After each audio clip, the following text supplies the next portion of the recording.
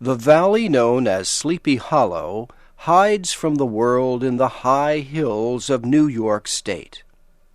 There are many stories told about the quiet valley, but the story that people believe most is about a man who rides a horse at night. The story says the man died many years ago during the American Revolutionary War. His head was shot off. Every night he rises from his burial place, jumps on his horse, and rides through the valley looking for his lost head. Near Sleepy Hollow is a village called Tarrytown. It was settled many years ago by people from Holland. The village had a small school and one teacher named Ichabod Crane. Ichabod Crane was a good name for him because he looked like a tall bird, a crane. He was tall and thin like a crane. His shoulders were small, joining two long arms. His head was small, too, and flat on top. He had big ears, large, glassy green eyes, and a long nose. Ichabod did not make much money as a teacher, and although he was tall and thin, he ate like a fat man. To help him pay for his food, he earned extra money teaching young people to sing. Every Sunday after church, Ichabod taught singing. Among the ladies Ichabod taught was one Katrina Van Tassel. She was the only daughter of a rich Dutch farmer. She was a girl in bloom, much like a round, red, rosy apple. Ichabod had a soft and foolish heart for the ladies, and soon found himself interested in Miss Van Tassel. Ichabod's eyes opened wide when he saw the riches of Katrina's farm. Miles of apple trees and wheat fields, and hundreds of fat farm animals. He saw himself as master of the Van Tassel farm, with Katrina as his wife. But there were many problems blocking the road to Katrina's heart. One was a strong young man named Brom Van Brunt. Brom was a hero to all the young ladies. His shoulders were big, his back was wide, and his hair was short and curly. He always won the horse races in Tarrytown and earned many prizes. Brom was never seen without a horse. Sometimes, late at night, Brom and his friends would rush through town shouting loudly from the backs of their horses. Tired old ladies would awaken from their sleep and say, "Why, there goes Brom Van Brunt leading his wild group again."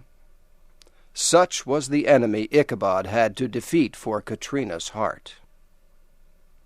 Stronger and wiser men would not have tried, but Ichabod had a plan. He could not fight his enemy in the open, so he did it silently and secretly.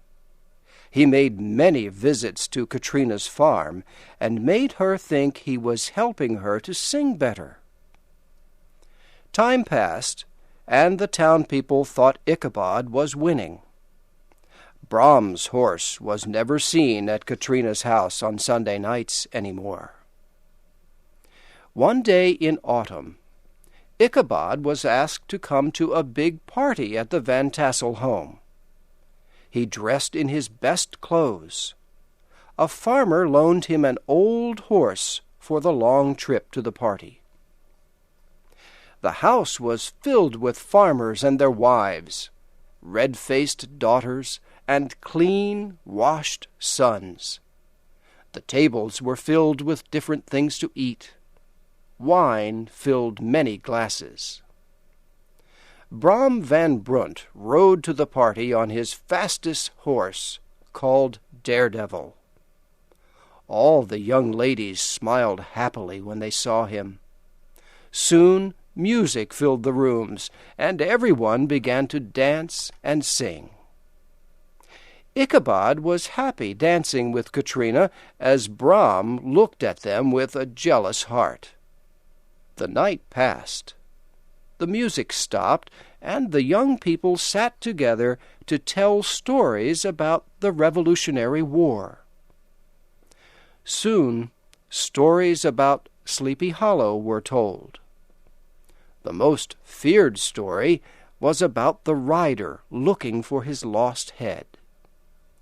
One farmer told how he raced the headless man on a horse.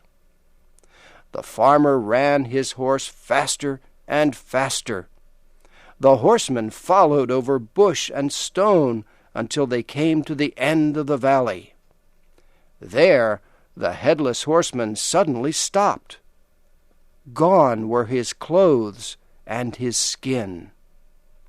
All that was left was a man with white bones shining in the moonlight. The stories ended, and time came to leave the party. Ichabod seemed very happy until he said good night to Katrina. Was she ending their romance? He left feeling very sad. Had Katrina been seeing Ichabod just to make Brom van Brunt jealous so he would marry her? Well, Ichabod began his long ride home through the hills that surround Tarrytown. He had never felt so lonely in his life. He began to whistle as he came close to the tree where a man had been killed years ago by rebels. He thought he saw something white move in the tree. But no, it was only the moonlight shining and moving on the tree. Then he heard a noise. His body shook. He kicked his horse faster. The old horse tried to run, but almost fell in the river instead. Ichabod hit the horse again. The horse ran fast and then suddenly stopped, almost throwing Ichabod forward to the ground. There, in the dark woods, on the side of the river where the bushes grow low, stood an ugly thing, big and black. It did not move, but seemed ready to jump like a giant monster. Ichabod's hair stood straight up. It was too late to run, and in his fear he did the only thing he could. His shaking voice broke the silent valley. "Who are you?" The thing did not answer. Ichabod asked again. Still no answer. Ichabod's old horse began to move forward. The black thing began to move along the side of Ichabod's horse in the dark. Ichabod made his horse run faster. The black thing moved with them. Side by side they moved, slowly at first, and not a word was said. Ichabod felt his heart sink. Up a hill they moved above the shadow of the trees. For a moment the moon shone down, and to Ichabod's horror he saw it was a horse, and it had a rider. But the rider's head was not on his body. It was in front of the rider, resting on the horse. Ichabod kicked and hit his old horse with all his power. Away they rushed through bushes and trees across the valley of Sleepy Hollow. Up ahead was the old church bridge where the headless horseman stops and returns to his burial place. "If only I can get there first, I am safe," thought Ichabod. He kicked his horse again. The horse jumped onto the bridge and raced over it like the sound of thunder. Ichabod looked back to see if the headless man had stopped. He saw the man pick up his head and throw it with a powerful force. The head hit Ichabod in the face and knocked him off his horse to the dirt below. They found Ichabod's horse the next day peacefully eating grass. They could not find Ichabod. They walked all across the valley. They saw the footmarks of Ichabod's horse as it had raced through the valley. They even found Ichabod's old hat in the dust near the bridge. But they did not find Ichabod. The only other thing they found was lying near Ichabod's hat. It was the broken pieces of a round orange pumpkin. The town people talked about Ichabod for many weeks. They remembered the frightening stories of the valley, and finally they came to believe that the headless horseman had carried Ichabod away. Much later, an old farmer returned from a visit to New York City. He said he was sure he saw Ichabod there. He thought Ichabod silently left Sleepy Hollow because he had lost Katrina. As for Katrina, her mother and father gave her a big wedding when she married Brom Van Brunt.